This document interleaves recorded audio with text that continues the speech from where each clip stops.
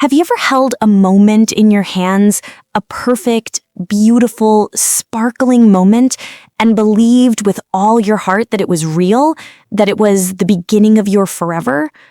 I did. Once. My name is Ilara, and this is not a love story. This is a story about the day my forever ended before it even began. The day the music stopped, the smiles froze, and my world built on promises and dreams turned to dust in a single silent heartbeat. It was a day painted in white lilies, white silk, white lace that felt like a whisper against my skin. I remember standing at the top of the aisle, my heart drumming a frantic, joyful rhythm against my ribs. The church was a sea of smiling faces, blurred by the happy tears stinging my eyes. My father's arm was tight in mine, a solid, comforting presence. And at the end of that long, beautiful path stood Liam. My Liam. Or so I thought. He looked like a prince from a storybook. His tuxedo was perfectly tailored, his smile was bright, but even from a distance, I remember thinking his eyes looked strange. Not nervous, as a groom should be, but distant, as if he was looking right through me. I dismissed it. Just pre-wedding jitters, I told myself. Everyone gets them. My best friend, Chloe, had fussed over me all morning. She'd adjusted my veil, her hands fluttering like nervous birds. She told me how beautiful I was, how lucky Liam was. She was my maid of honor, my sister in all but blood. We had shared every secret, every heartbreak, every dream since we were girls. I trusted her more than anyone in the world. She had been the one to help me pick the dress, the one who held my hair back when I got too nervous to eat the night before. She was my rock. But as the music swelled and I began that slow, deliberate walk towards my future, I saw her exchange a glance with Liam, a quick, fleeting look that was heavy with a meaning I couldn't decipher. My stomach gave a tiny, uncomfortable lurch. Again, I pushed the feeling down. It was my imagination, the stress of the day. This was my wedding day. Nothing could go wrong. I reached the altar. My father kissed my cheek, his eyes wet, and placed my hand in Liam's. His hand was cold, ice cold. The priest began the ceremony, his voice a steady, comforting drone. I barely heard the words. I was lost in Liam's eyes, trying to find the warmth that was always there, the love that had been my anchor for 3 years. And then came the moment that would be etched into my soul forever. The priest said, "If anyone here present knows of any reason why this man and this woman should not be joined in holy matrimony, let them speak now or forever hold their peace." The silence in the church was profound. It was the kind of silence that feels like a held breath. And then Liam's hand tightened on mine. Not a loving squeeze, a grip, a signal. He leaned in close, his breath a ghost against my ear. And he didn't whisper sweet nothings. He whispered 7 words that shattered my universe. "I'm so sorry, Ilara. I can't do this." I stared at him, my brain refusing to process the words. My smile didn't even falter. It was frozen on my face, a grotesque mask. "What?"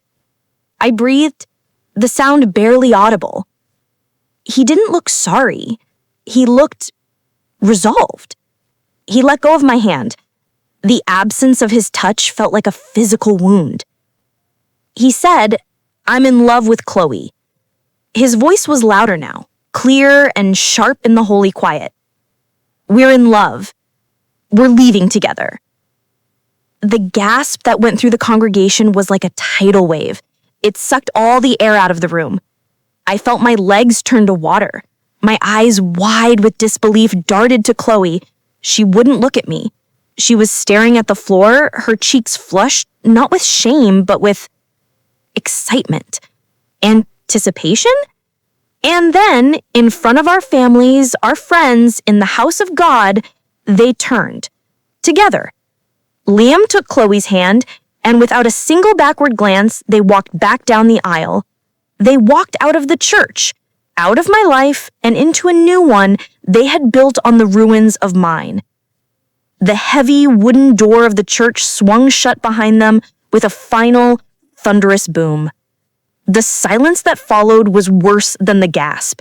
It was a living, breathing entity of pure pity and shock. I stood there, alone at the altar, a bride with no groom, a woman publicly undressed, her heart ripped out and displayed for everyone to see. The beautiful white dress that I had cherished suddenly felt like a shroud. The weight of 100 stares pressed down on me, crushing me. I felt my father's arms around me, pulling me away, but I was already gone. The person I was, the hopeful, trusting, loving Ilara, died in that moment. She was left in that church, a ghost in a white dress, forever waiting for a groom who never came. The humiliation was a physical sickness. The whispers followed me for months. Poor Ilara. Did you know? How could they?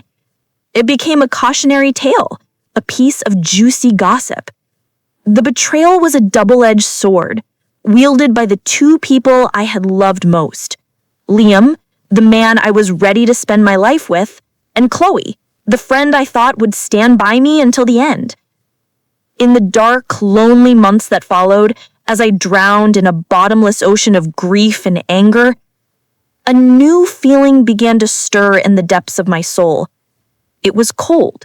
It was hard. It was sharp. It was the beginning of a resolute that would define the next decade of my life. They had left me with nothing but ashes, and from those ashes I vowed I would rise, not as the broken-hearted Ilara, but as someone else, someone they would one day regret ever crossing. But that is a story for another chapter. For the night they left me at the altar was only the end of the beginning. The true story. It was just about to begin. They say time heals all wounds. They are wrong. Some wounds don't heal. They simply change. They harden. They become a part of you, a cold, unyielding core that shapes your every thought, your every action. The pain of that day in the church didn't fade, it crystallized. It turned into a diamond-hard resolve. The first year was the darkest. I was a ghost in my own life. I moved out of the apartment I had shared with Liam, the one we had painted together, filled with dreams of a future that was now a mockery. I couldn't look at our friends, their faces a constant reminder of the pity I saw in their eyes. I even left my job, a comfortable, safe position at a small marketing firm where everyone knew my story. Chloe had worked there too. Every corner, every coffee break was haunted by her laughter, a laughter I now knew was false. I was utterly alone, but in that profound solitude, I found a strange kind of strength. It was the strength of having nothing left to lose. The Ilara who believed in love, in friendship, in happy endings, was gone. In her place was a hollow vessel waiting to be filled with something new, something powerful. I had a small savings account, a severance package, and a burning, relentless fire in my chest. It wasn't just anger anymore. It was ambition, a cold, calculated desire to build something so grand, so unshakable, that the memory of that humiliation would become nothing but a tiny, insignificant speck in my past. I started a company. I called it Ethelgard, an old word for noble protection. It was ironic, in a way. I had received no protection from the people I trusted most. Now I would build an empire on it. Ethelgard started as a cybersecurity firm. In a world growing more connected, I saw the fear, the vulnerability. I understood it intimately. I had been vulnerable. I had been hacked, in a way. my emotional security breached by the two people who should have been my firewalls. I worked. I worked like a woman possessed. While others slept, I was coding, networking, studying market trends. My small apartment became a war room, the walls plastered with business plans and flowcharts. I lived on coffee and determination. There were no dates, no parties, no friends. My social life was a series of professional meetings. My heart was locked away in a vault, and the only key was success. 5 years passed, then 7. Ethelgard was no longer a startup. It was a powerhouse. We expanded from cybersecurity into corporate intelligence, data analytics, and private security for high net worth individuals and Fortune 500 companies. I moved from my tiny apartment to a penthouse with a view of the entire city. The city that had once witnessed my greatest shame now lay glittering at my feet, a kingdom I had built with my own 2 hands.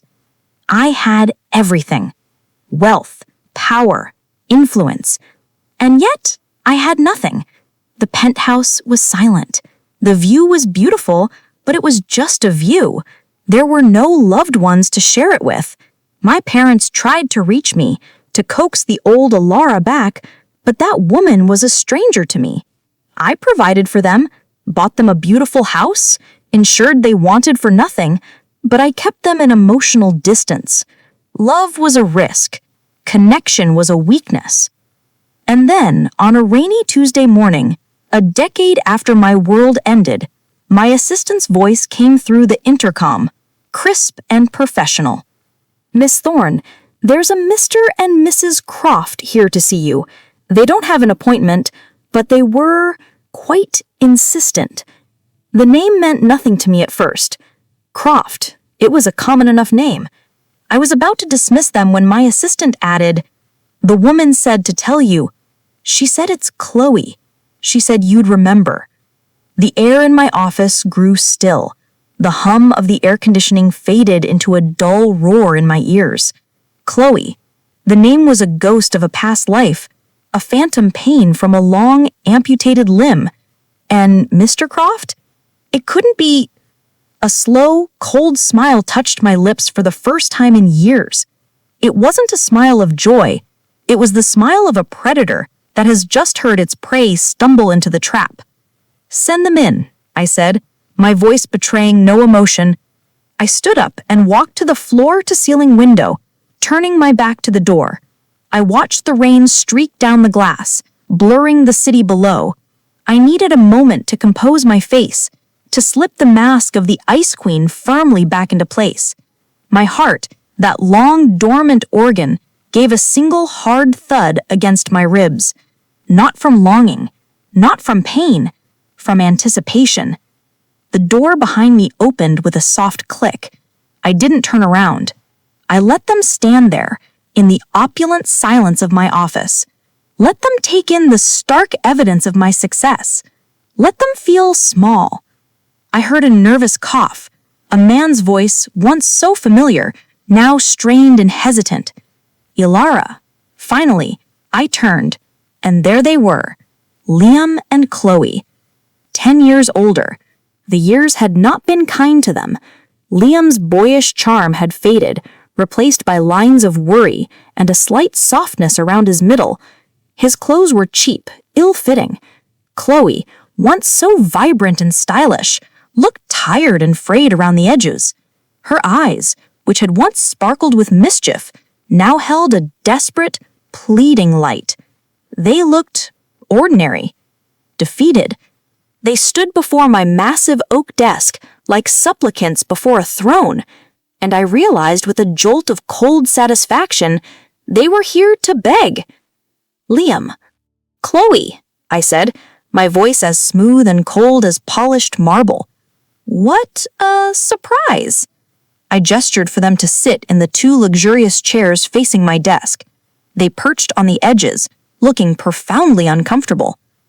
"Ilara, you look," Chloe began, her voice trembling. "Successful," I finished for her, a sharp edge to my tone. "I am. Now, you have 5 minutes. Explain why you are in my office." Liam leaned forward, his hands clasped tightly together. "Ilara, we're in trouble. Deep trouble. We started a business a few years ago, a restaurant. It was doing well, but we took a loan from the wrong people. They're not bankers. They're dangerous. And if we don't pay them back by the end of the month, they're going to—" He trailed off, unable to say the words. "Destroy you?" I supplied calmly. "How unfortunate." "Ilara, please," Chloe whispered, tears welling in her eyes. "We have nowhere else to turn. We've lost everything. The house, our cars. They've threatened our son. A son. They had built a family on the foundation of my devastation. The irony was so bitter it was almost poetic." I looked from Liam's desperate face to Chloe's tear-streaked one, the two architects of my ruin brought to their knees. The old Ilara might have felt a pang of pity. The woman I had become felt only a cold, calculating curiosity. They had come to me for a lifeline. They saw me as their savior. But as I looked at them, the ghosts of my past shivering in the present, I knew I would be nothing of the sort. The universe had delivered them to my doorstep. It was an opportunity I had never dared to dream of. This was not a plea for help. This was the beginning of the endgame. I leaned back in my chair, steepling my fingers. The game was afoot. "Tell me everything," I said, my voice deceptively soft. "Leave nothing out." And as they spilled their sad, predictable story of bad decisions and desperation, a plan began to form in my mind. A perfect, elegant, and utterly devastating plan. They wanted my help? Oh, I would give it to them. I would give them exactly what they deserved. The human heart is a fascinating thing. It can break, it can heal, it can harden into stone. But it also has a memory, a deep cellular memory of every hurt, every betrayal. As Liam and Chloe sat in my office, weaving their tale of woe, I felt no pity. I felt clarity. For 10 years, the anger had been a formless, burning chaos inside me. Now it had a target. It had a shape. It had a plan. Their story was simple, almost cliché, the dashing Restuer and his charming wife living the dream.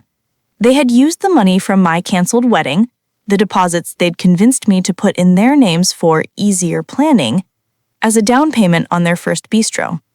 It had done well for a while, fueled by the initial excitement.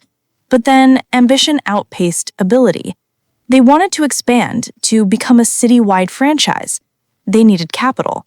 Banks turned them down. Their credit was stretched too thin. So, they turned to Marcus Thorne. No relation to me, but a name that sent a chill through the city's underworld. He was a loan shark, a man who dressed in expensive suits and spoke in soft, reasonable tones, but whose eyes were as dead as a shark's. He gave them the money. The interest rate was predatory, designed to be impossible to repay. They were now $500,000 in debt to him, and the deadline was 3 weeks away. Marcus's collectors had already paid them a friendly visit, leaving a smashed window and a very clear message: pay or pay the price. They were terrified, and they had, in their desperation, looked at the tallest, strongest tree in the forest and decided to cling to it. They had come to me. I let the silence stretch after they finished speaking, letting their anxiety build. I watched them fidget, watched Liam's jaw clench, watched Chloe wipe a stray tear from her cheek. Finally, I spoke. $500,000. Plus, I assume, the accrued interest. A significant sum. Ilara, we know we have no right to ask. What we did to you, it was unforgivable. We were young. We were stupid. Stop, I said, my voice cutting through his apology like a whip. Do not insult my intelligence by blaming it on youth. You were adults. You made a choice. A cruel, calculated choice. We will not rewrite history today. They flinched as if I'd struck them. Good. I am a businesswoman, I continued. leaning forward, my elbows on the desk. I do not deal in forgiveness. I deal in assets and liabilities, opportunities and risks. Helping you is a significant risk. Marcus Thorne is not a man to be trifled with. Why should I expose myself and my company to that danger for you? Because we have nothing, Chloe cried out, her composure breaking. We'll do anything. We'll sign over the business to you. We'll work for you. We'll be your servants. Just please don't let them hurt our boy. Our boy. The words were a key, turning a lock in my mind. A perfect, terrible key. I let the silence stretch after they finished. Letting their anxiety build, I watched them fidget, watched Liam's jaw clench, watched Chloe wipe a stray tear from her cheek. Finally, I spoke. $500,000, plus I assumed the accrued interest, a significant sum. Alara, we know we have no right to ask. What we did to you, it was unforgivable. We were young, we were stupid. Stop, I said, my voice withholding any regret. I will not be influenced by your remorse. You were adults. You made a choice. A cruel, calculated choice. We will not rewrite history today. They flinched as if I'd struck them. Good. I am a businesswoman. I deal in assets and liabilities, opportunities and risks. Helping you is a significant risk. Marcus Thorne is not a man to be trifled with. Why should I expose myself and my company to that danger for you? Because we have nothing, Chloe cried out, her composure breaking in despair.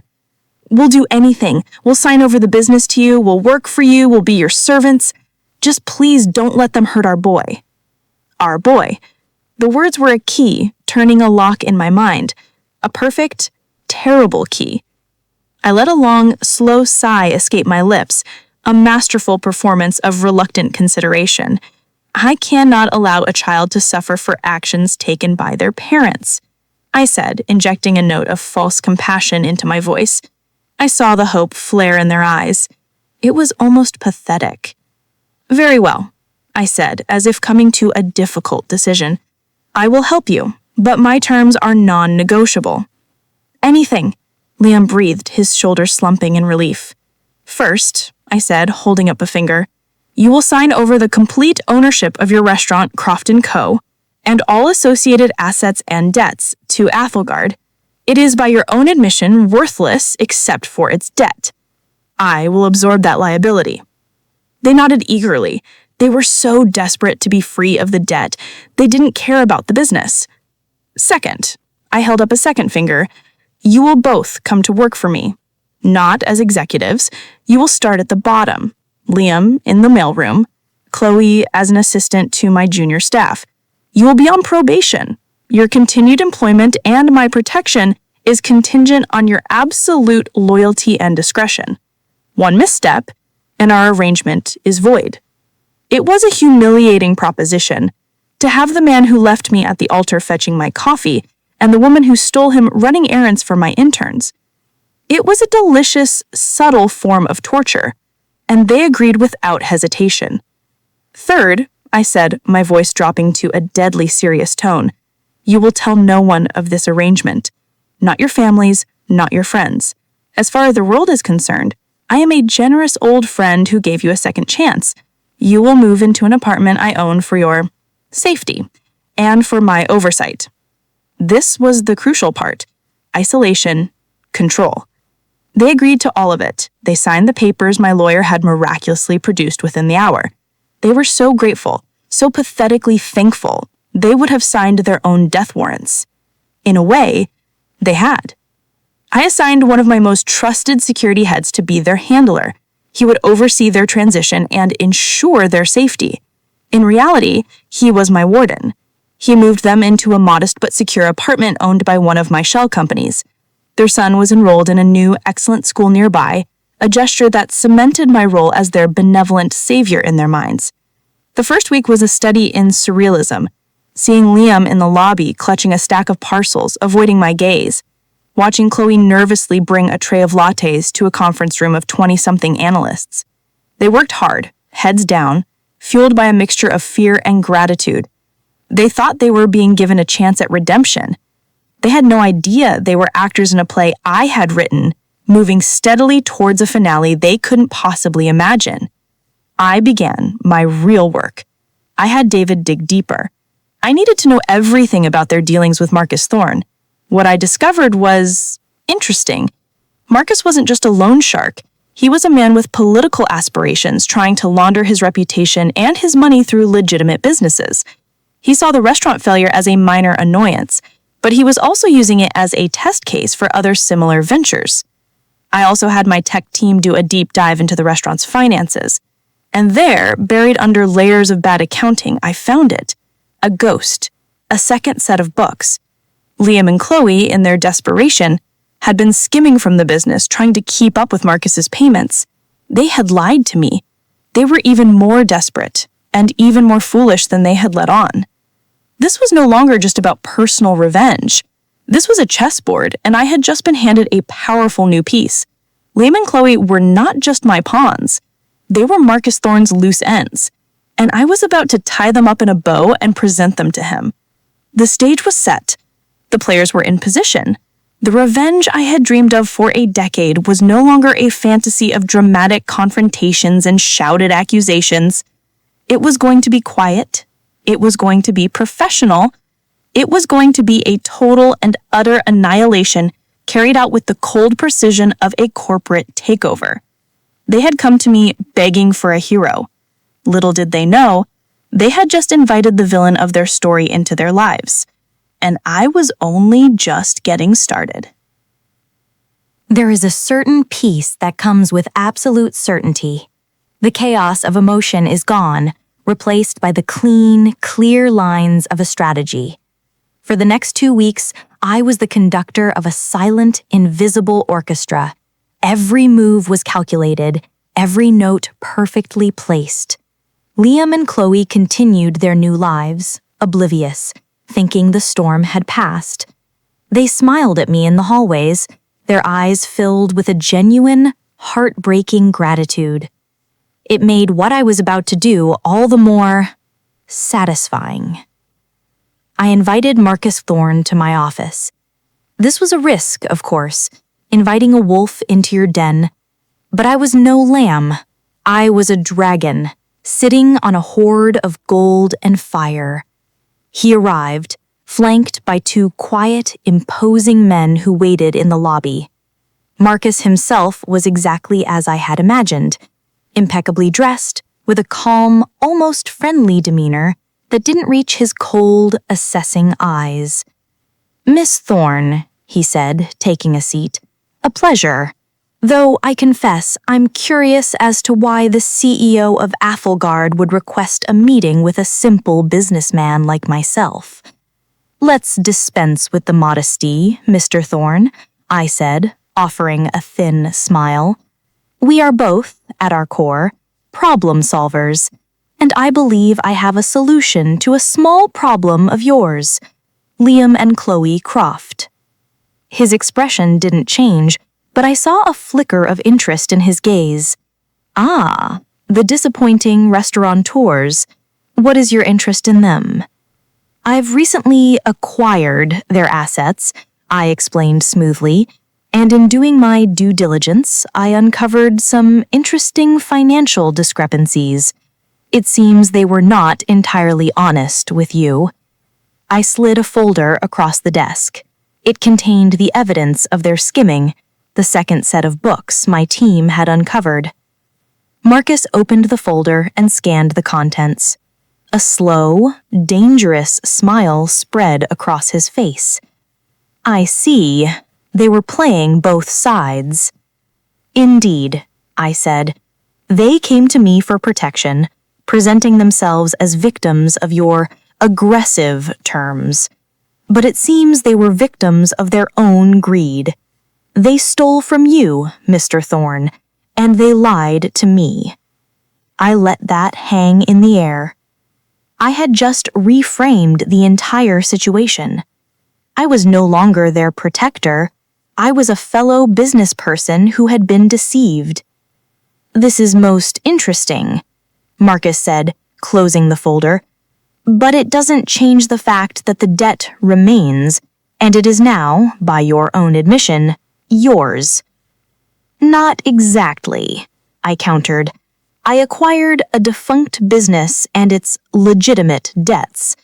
This," I tapped the folder, "represents a separate criminal liability against you. They stole from you, Mr. Thorne, and they lied to me." It was a masterstroke.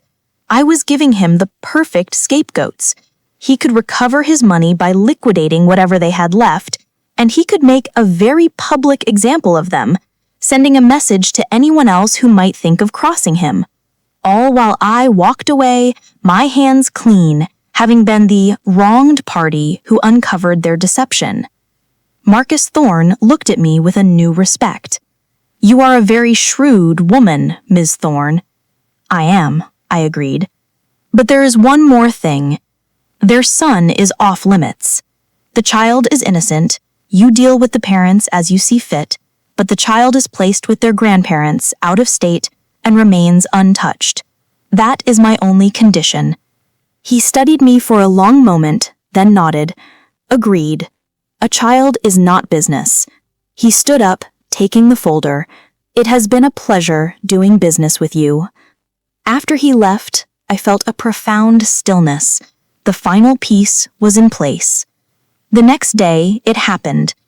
Liam and Chloe were summoned to a meeting at a neutral location, one of Marcus's properties. David drove them, his face an unreadable mask. They thought they were going to sign the final paperwork to sever their ties to the old business. They never came back to the office.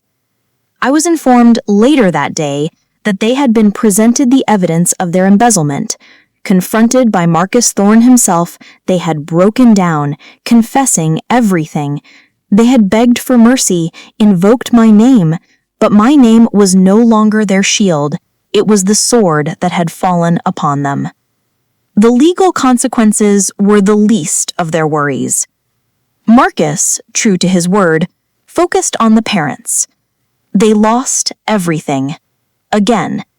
But this time, there was no safety net, no cold-hearted CEO to rescue them. They were left with nothing but the clothes on their backs and the crushing weight of their own mistakes, compounded 1,000-fold. They became ghosts, just as I had been, but without the means to rise again. Their son was safely with Chloe's parents, protected by the deal I had struck. He would grow up without them, but he would be safe. It was the one shred of mercy in my entire, merciless plan. A week after their disappearance from my world, I stood once more in my penthouse, looking out at the city.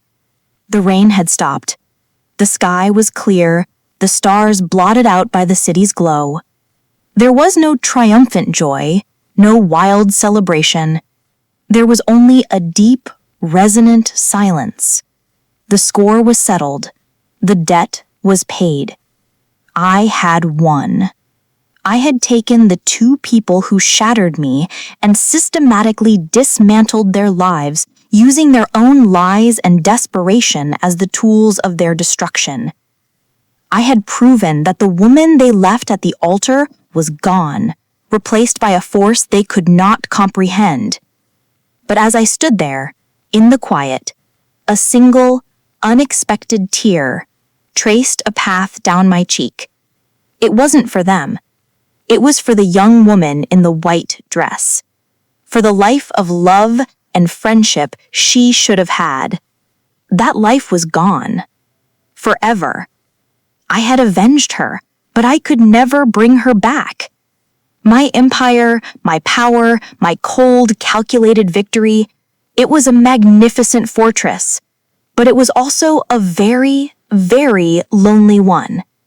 The revenge was complete. But what had it cost the Avenger? What is the price of a soul? If you had asked me that on my wedding day, I would have given you a poetic answer about love and connection. If you had asked me a year after, in the depths of my rage, I would have said it was worthless. But now, standing at the peak of my success, having achieved the vengeance I thought would fill the emptiness inside me, I finally understood the cost. The news of Liam and Chloe's downfall was a small, quiet scandal. It was buried in the business section, a cautionary tale about bad investments and shady dealings. No one connected it to me. My reputation remained untarnished, my empire secure. I had executed my plan with flawless precision. But a strange emptiness settled in the penthouse. The silence was no longer peaceful, it was accusatory. I had spent 10 years building a monument to my pain, and now that the architects of that pain were gone, the monument felt hollow. I would walk through the vast minimalist rooms, my footsteps echoing, and see not success, but the ghost of the woman I could have been. The woman who laughed easily, who trusted freely, who believed in the warmth of another human being. I had become the Ice Queen, and the very coldness that had protected me now imprisoned me. I had pushed everyone away, my parents, any potential friends, any chance of love. Who could ever love a woman with a heart of stone? Who could ever trust a woman who had orchestrated such a flawless destruction? I found myself thinking of their son, a little boy named Leo with Chloe's eyes. I had ensured his safety, his future. It was the one part of my plan that held a flicker of humanity, a tiny ember of the old Alara that hadn't been completely extinguished. In saving him from the consequences of his parents' actions, I had, in a small way, protected the innocent party, just as no one had protected me. One afternoon, my mother came to visit. She rarely did anymore. The distance between us was a chasm she didn't know how to cross. She brought me some old photo albums I'd kept in their attic. "We were cleaning out," she said, her voice gentle. "I thought you might want these." After she left, I sat on the floor of my living room, the city sprawling beneath me, and opened the first album. There I was, a young Alara, with a light in her eyes I barely recognized. Pictures with Chloe, our arms slung around each other, making silly faces at the camera. Pictures with Liam, his head thrown back in laughter, my head on his shoulder, a look of pure, unguarded adoration on my face. I didn't feel anger looking at them. I felt a profound, aching sadness for all of us, for the beautiful, terrible fragility of trust. We were all so young, so sure of our own stories. Liam and Chloe had chosen a path of cowardice and betrayal, a moment of selfishness that had rippled out, destroying 3 lives. And I had chosen a path of vengeance, a cold fire that had consumed everything in its path, including myself. The moral of this story is not that revenge is wrong. In a way, I got the justice I craved. They were punished, proportionately, for their crime. The moral is far more subtle and far more personal. Revenge does not heal you. It does not fill the hole they left behind. It simply builds a new structure around that hole, a cold, beautiful, and empty palace. You become the warden of your own pain. The true victory wouldn't have been in destroying them. The true victory, the one that was stolen from me the moment they walked out of that church, would have been to live a full, happy, and loving life in spite of them.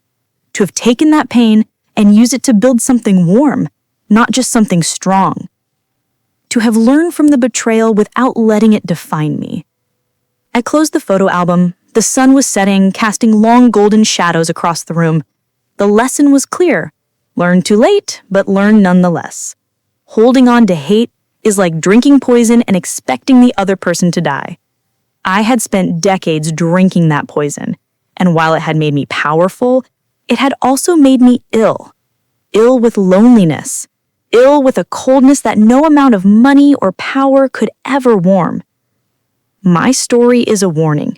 When you are betrayed, when you are broken, it is a natural human desire to want to see the ones who hurt you suffer.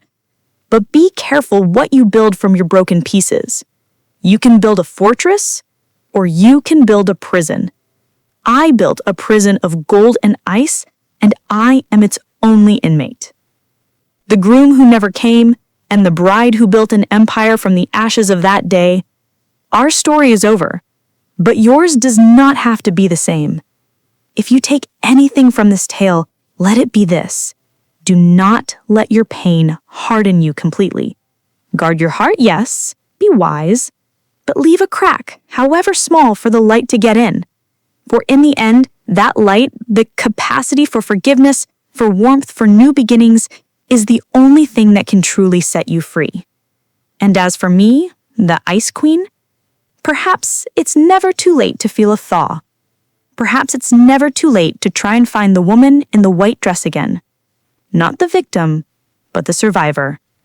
And maybe, just maybe, that is a new story waiting to be written.